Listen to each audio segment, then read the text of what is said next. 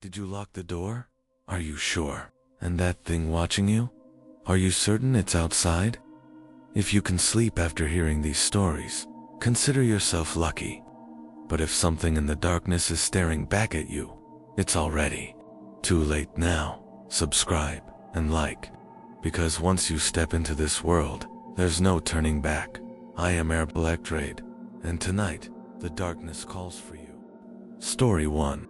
My name is Jake, and I need to tell this story before it eats me alive. It's been 5 years, but I still wake up in a cold sweat, gasping for air, my heart hammering against my ribs. I still hear the whispers. I still see him. Back then, I had just graduated and was struggling to find a job. Money was tight, so I moved into a small, cheap apartment on the outskirts of town. The building was old paint peeling off the walls, water pipes groaning like they were alive, but it was quiet. Or at least, I thought it was. Everything seemed normal at first. I settled in, unpacked my things, and tried to adjust to my new life. But then, the whispers started. Every night, at exactly 3 a.m., I would wake up to a soft murmuring sound right outside my door. It wasn't loud, just barely audible, like someone was whispering secrets to the darkness. At first I thought it was a neighbor, maybe a night owl on the phone. But when I checked the peephole, the hallway was empty. This went on for several nights. I told myself it was my imagination, the old building playing tricks on me. But then, I saw the footprints. One night, after the whispers had faded, I decided to open the door. The hallway was as deserted as ever, but there, on the dusty floor, were footprints. Bare, wet, muddy footprints leading right up to my door, and nowhere else. I froze. My mind raced with explanations. Maybe a maintenance worker, a prank. But deep down, I knew something was wrong. The next night, I stayed awake. I kept my eyes glued to the door, waiting. At 3 a.m., the whispers began again. But this time, they weren't outside. They were inside. A cold dread spread through my body. I couldn't move, couldn't breathe. The air felt heavy, like the room itself was pressing down on me. Slowly, I turned my head toward the corner of the room. He was there, a man, tall, unmoving, his head slightly tilted. His skin was pale, almost gray, but it was his face that made my blood turn to ice. His eyes were missing, just empty, black sockets staring into nothing. His lips were slightly parted, whispering something in a voice that wasn't really a voice at all, more like a rustling. A dry hiss crawling into my ears. My body refused to move. My chest tightened. It felt like I was drowning in my own fear. The whispers grew louder. He wasn't moving, but I felt him getting closer. Then suddenly, the lights flickered on, and he was gone. I left that apartment the next morning, packed everything, and never looked back. But some nights, even now, I wake up at exactly 3 a.m., and when I do, I swear, I can still hear the whispers. Oh. Story 2. The only reason I'm telling this is because maybe he's still watching me.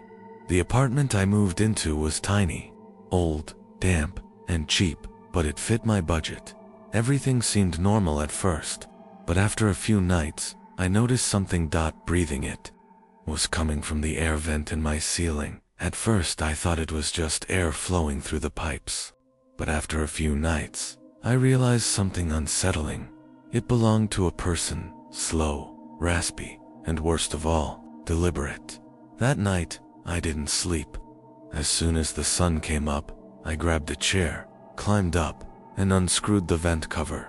A rush of cold, stale air hit my face. The inside was completely dark, but I could feel something shifting in there. I took a deep breath and leaned in, and I saw him at first. I thought it was just a shadow, but no. It wasn't a shadow, it was a face, but not a human face. The skin was shredded. His face was torn apart, like a corpse that had been scraped down to raw flesh. One of his cheeks was missing, exposing the inside of his jaw. But the worst part, there was a gaping hole where his nose should have been, and he was breathing through it. A wet, rattling, diseased breath. His mouth was slightly open, and because his lips were torn, his expression looked like an unfinished, broken smile. Then, he tilted his head, and he moved, without a sound. Faster than I could react, I fell backward. The chair toppled over, and I hit the floor hard. My heart pounded in my chest, but when I looked up, the vent was empty. Only darkness. That night, I ran. I didn't even wait for morning. I left that cursed apartment without taking anything with me. I moved somewhere new, tried to forget, but some nights, I still hear the breathing, and when I glance at the shadows, I swear, I can see that torn, twisted smile watching me. Story 3. The only reason I'm telling this is because maybe that's why I'm still alive. I had just graduated from university and was looking for a cheap place to live. I found a small apartment in an old building in a quiet town. It wasn't much, but it was peaceful. The building manager was an old woman who was always kind to me. For the first few weeks, everything was fine, but then I started noticing something strange outside my door. Every night, at exactly 3:12 a.m., I heard a soft tapping sound. At first, I thought it was just the old pipes in the building, but then I realized something unsettling. It happened at the same time every night. A single tap, like someone was gently scraping the wood with their fingernail. One night, I finally gathered the courage to look through the peephole. There was no one there, but in the morning, I found a small piece of paper outside. My door. It had just 2 words written on it. Don't open. I thought it was a joke. Maybe someone in the building was trying to scare me. But that night, at the exact same time, the tapping came again.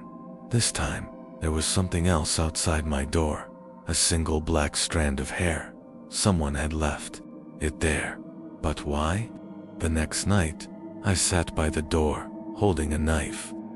When 3:12 a.m. arrived, the tapping returned. But this time, it wasn't just once. Again and again. Tap, tap, tap. Like someone was waiting for me to open the door.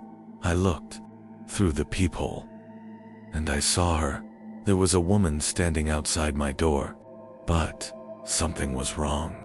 Her posture was unnatural, like her bones had been broken and set incorrectly. Her head tilted to one side, her shoulders slumped unevenly. Worst of all, I couldn't see her face, because she was pressing it against the door. Right against the peephole. She was staring at me. I stumbled backward, but I didn't make a sound. Neither did she. Then I heard the whisper, a wet, scratchy voice from the other side of the door. Open the door. I didn't sleep that night. I sat there, frozen, until the sun came up. When I finally dared to check, she was gone. But right outside my door, on the floor, were several broken fingernails. The next morning, I left the apartment without looking back. I moved somewhere far away and tried to forget. But some nights, just as I start to drift into sleep, tap, tap, tap, I hear it again, and sometimes, from behind the door. I swear, I can still hear that whisper. Open the door. Oh, the stories are over. But the night is just beginning. Did that shadow move? Did you really hear that sound? Or was it just your imagination? I am Mr.BlackDread, and we will meet again in the next story. If you're still here. And remember, everyone becomes a story someday. If you don't want yours to be told, subscribe.